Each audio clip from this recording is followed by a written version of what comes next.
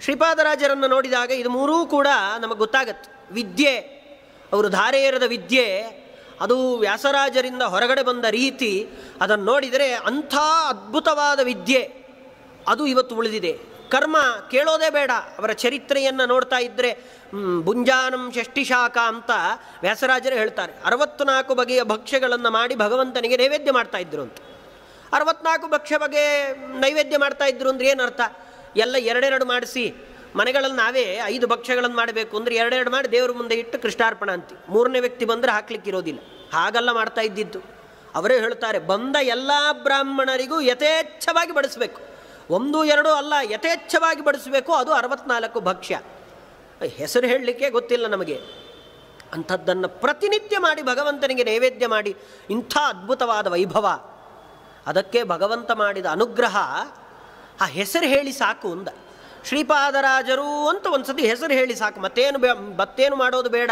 ಆ ಹೆಸರನ್ನು ಹೇಳಿ ನೀವು ಯಾವ ಜಾಗದಲ್ಲಿ ನಿಂತಿದ್ರೂ ನಿಮಗೆ ಅವತ್ತಿನ ದಿನ ಊಟದ ಸಮಸ್ಯೆ ಆಗಿದೆ ಅಂದರೆ ಎಲ್ಲಿಂದಲೋ ನಿಮಗೆ ವ್ಯವಸ್ಥೆ ಆಗುತ್ತೆ.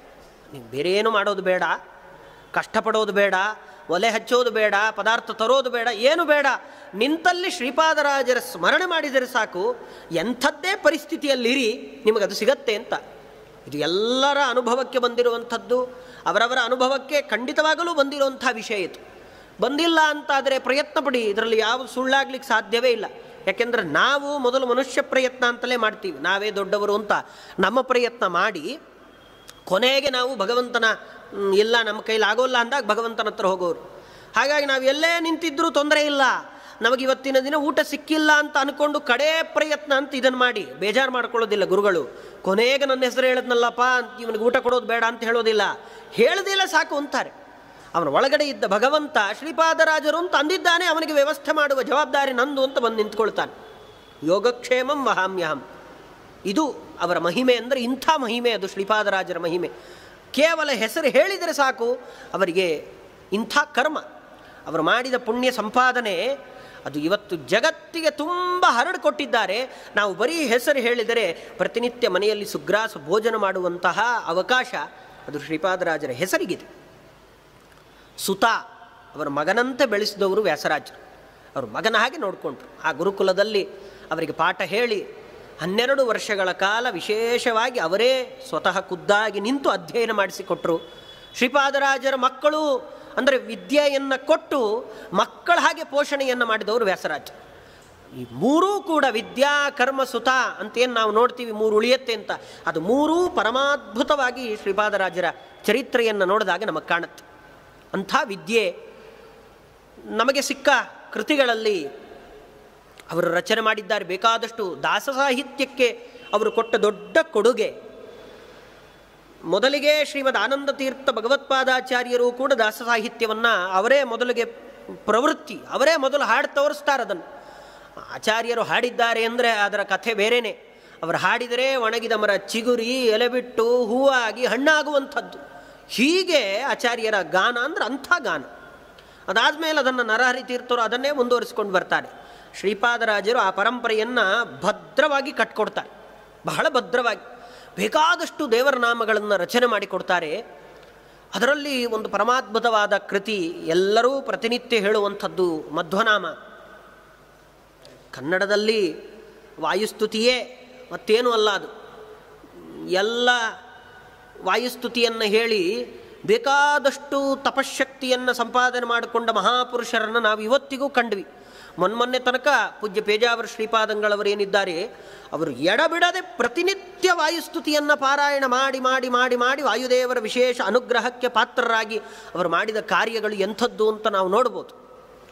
ಹೀಗಿದ್ದಾಗ ಇದು ವಾಯುಸ್ತುತಿ ಉಚ್ಚಾರಣೆಗೆ ಬರ್ತಾ ಇಲ್ಲ, ನಮಗೆ ಹೇಳಲಿಕ್ಕೆ ಬರೋದಿಲ್ಲ, ತಪ್ಪಾಗಿ ಹೇಳ್ತೀವಿ, ಎಷ್ಟು ಪಾಠ ಕಲಿತರು ಕೇಳಲಿಕ್ಕಾಗ್ತಾ ಇಲ್ಲ, ಏನು ಪರಿಸ್ಥಿತಿ? ಅಂಥವ್ರು ಏನು ಮಾಡಬೇಕು?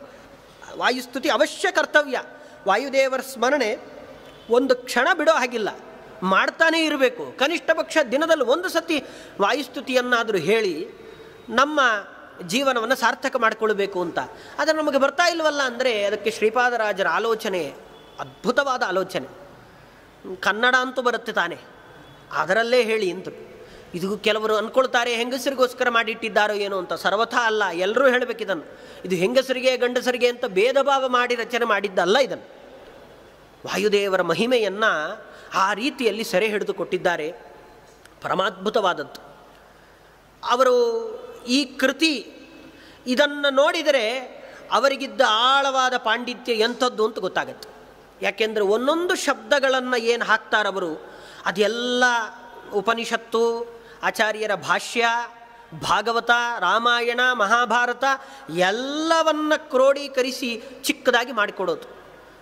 ಚಿಕ್ಕದು ಮಾಡೋದಿದೆಯಲ್ಲ ಅದು ಬಹಳ ಕಷ್ಟ. ಸಂಕ್ಷೇಪ ಮಾಡಿ ಹೇಳ್ರಿ ಅಂದರೆ ಬಹಳ ಕಷ್ಟ. ದೊಡ್ಡದಾಗಿ ಎಷ್ಟು ಬೇಕಾದರೂ ಹೇಳ್ತೀವಿ, ಗಂಟೆಗಟ್ಟಲೆ ಹೇಳ್ಬೋದು, ಅದಕ್ಕೆ ಸಮಸ್ಯೆ ಇಲ್ಲ. ಇಷ್ಟೊತ್ತರೆಗೂ ಹೇಳಿದ್ದನ್ನು 2 ವಾಕ್ಯದಲ್ಲಿ ಹೇಳಿ ಅಂದರೆ ಅದು ಬಹಳ ಕ್ಲಿಷ್ಟವಾದ ಕೆಲಸ. ಅಂದ್ರೆ ಅದು ಎಲ್ಲವನ್ನು ಒಂದು ಕಡೆ ಸೆರೆ ಹಿಡಿಯೋದಿದೆಯಲ್ಲ ಅದು ಭಾರಿ ಕಷ್ಟ. ನಾವು ಲೋಕದಲ್ಲೂ ಅದನ್ನು ನೋಡ್ತೀವಿ. ನಾವು ಅದ್ಭುತವಾದ ಚಿತ್ರ ಕಣ್ಣಿಂದ ಬೇಕಾದಷ್ಟು ನೋಡ್ತಾ ಇರ್ತೀವಿ. ಎಷ್ಟೋ ಪಕ್ಷಿ ಹಾರ್ತಾ ಇರುತ್ತೆ, ತಿಂಡಿ ತಿನ್ನಿಸ್ತಾ ಇರುತ್ತೆ, ಮತ್ತೊಂದು ಬೇಕಾದಷ್ಟು ನಾವು ಚಿತ್ರಗಳನ್ನು ನೋಡ್ತೀವಿ. ಆದರೆ ಸೆರೆ ಹಿಡಿಬೇಕಾದ್ರೆ, ಒಂದು ಅದ್ಭುತವಾದ ಚಿತ್ರವನ್ನು ಸೆರೆ ಹಿಡಿಬೇಕಾದ್ರೆ ಎಷ್ಟು ಗಂಟೆಗಟ್ಟಲೆ ಕಾಯ್ಬೇಕು. ಅದಕ್ಕೆ ಗಂಟೆಗಟ್ಟಲೆ ಕಾದು ಕಾದು ಕಾದು ಯಾವುದೋ ಒಂದು ಕ್ಷಣದಲ್ಲಿ ಅದ್ಭುತವಾದ ಚಿತ್ರವನ್ನು ಛಾಯಾಗ್ರಾಹಕ ಸೆರೆ ಹಿಡಿತಾನೆ. ತೆಗೆದಾಗೆಲ್ಲ ಒಳ್ಳೆಯ ಚಿತ್ರವೇ ಆಗೋದಿಲ್ಲ, ತೆಗೆದಿದ್ದೆಲ್ಲ ಒಳ್ಳೆಯ ಚಿತ್ರಗಳಪ್ಪ ಅಂತ ಹೇಳಲಿಕ್ಕೆ ಸಾಧ್ಯ ಇಲ್ಲ.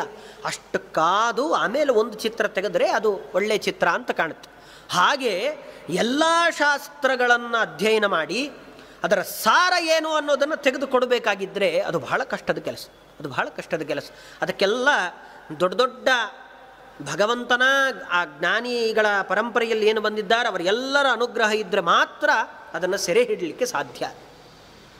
ಕನ್ನಡದಲ್ಲಿದೆ, ಸುಲಭವಾಗಿದೆ, ನೋಡಿಬಿಡೋಣ ಅಂತ ಓದಿದರೆ 3 ದಿನ ಅಲ್ಲ 1 ತಿಂಗಳುಗಳ ಕಾಲ ವಿಮರ್ಶೆ ಮಾಡಿದರೂ ಅದರ ಒಳಗಡೆ ವಿಷಯಗಳು ಸಿಗುತ್ತಾನೆ ಹೋಗುತ್ತೆ.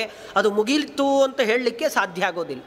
ಅಂಥ ಕೃತಿ ಮಧ್ವನಾಮವನ್ನು ರಚನೆ ಮಾಡಿ ಒಂದು ಚಿಕ್ಕ ಹೊರಗಡೆ ಭಾಷೆಯಲ್ಲಿ ಹೇಳಿದಾಗ ಒಂದು ಸ್ಯಾಂಪಲ್ ಕೊಡ್ತಾರೆ ಅಂತಾರಲ್ಲ, ಹಾಗಿದೆ ಇದು. ಬರೀ ಅವರು ಕೊಟ್ಟ ಒಂದು ಚಿಕ್ಕ ತುಣುಕಷ್ಟೇ.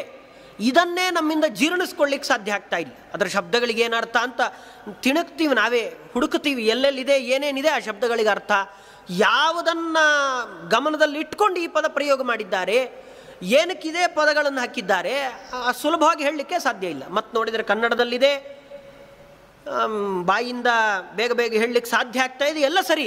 ಆದರೆ ಎಲ್ಲೆಲ್ಲಿಂದ ವಿಷಯಗಳನ್ನು ತೆಗೆದು ಇದಕ್ಕೆ ಹಾಕಿದ್ದಾರೆ ಅಂತ ಹೇಳಿ ಅಂದರೆ ಸಾಧ್ಯವೇ ಇಲ್ಲ, ಸಾಧ್ಯವೇ ಆಗೋದು. ಇಂಥ ಪಾಂಡಿತ್ಯ ಅದು ಶ್ರೀಪಾದರಾಜರಲ್ಲಿ ಇರುವಂಥ ಪಾಂಡಿತ್ಯ. ಅವರು ರಚನೆ ಮಾಡಿದ್ದಾರೆ. ಅದರ ಕೆಲವು ಚಿಂತನೆಗಳನ್ನು ಮಾಡಿ ಶ್ರೀಪಾದರಾಜರಿಗೆ ಅಂತರ್ಗತನಾದ ಭಗವಂತನಿಗೆ ಅದನ್ನು ಸಮರ್ಪಣೆ ಮಾಡೋಣ.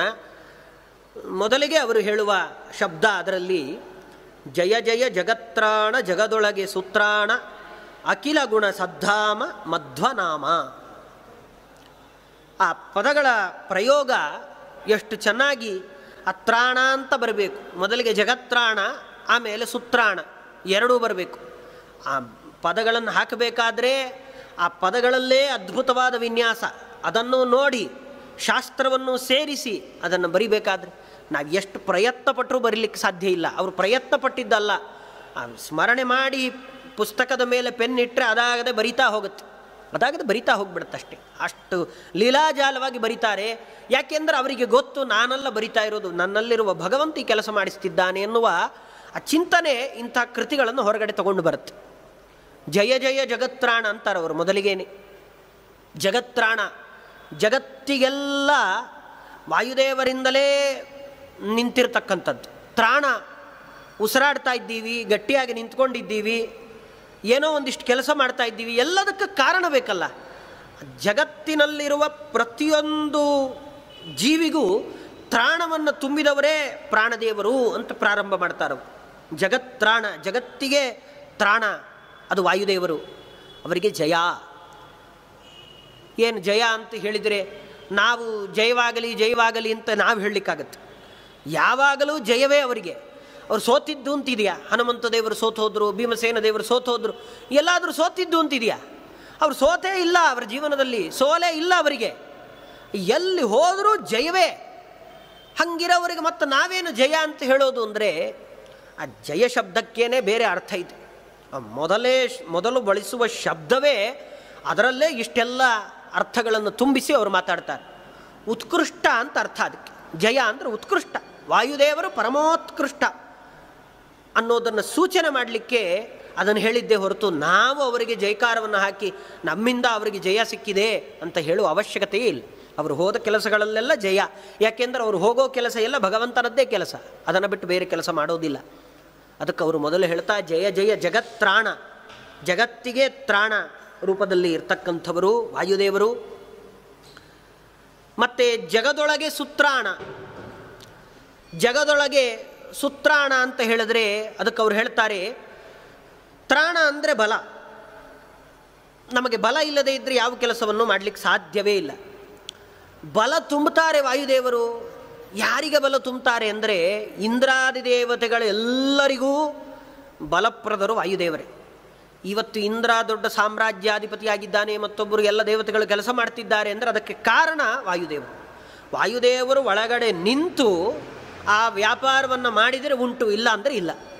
ಅದಕ್ಕೆ ನಮ್ಮ ಶಾಸ್ತ್ರದಲ್ಲಿ ಅದ್ಭುತವಾದ ಚಿಂತನೆಯನ್ನು ಹಾಕ್ಕೊಟ್ರು. ಏನೇ ಪೂಜೆ ಮಾಡಿ, ಏನೇ ಕೆಲಸ ಮಾಡಿ, ಭಾರತೀ ರಮಣ ಮುಖ್ಯ ಪ್ರಾಣ ಅಂತರ್ಗತ ಅಂತ ಹೋಗಿ ಅಂತ. ಇಂಥ ಚಿಂತನೆ ಯಾಕೆ ಕೊಟ್ಟರು ಅಂದರೆ ಒಳಗಡೆ ನಿಂತಿರೋದೇ ವಾಯುದೇವರು. ಅವರು ನಿಂತು ಈ ಕೆಲಸ ಮಾಡಿಸಿದ್ರು, ಅವರೇ ಮಾಡಿಸಿಬಿಟ್ರ ಮತ್ತು ಭ್ರಾಂತಿಗೊಳಗಾಗಬೇಡಿ, ಅವರೊಳಗಡೆ ಭಗವಂತ ನಿಂತು ಮಾಡಿಸಿದ. ಈ ಚಿಂತನೆಯನ್ನು ಕೊಟ್ಟ ಏಕೈಕ ಶಾಸ್ತ್ರ ಅದು ಶ್ರೀಮದ್ ಆಚಾರ್ಯರ ಶಾಸ್ತ್ರ.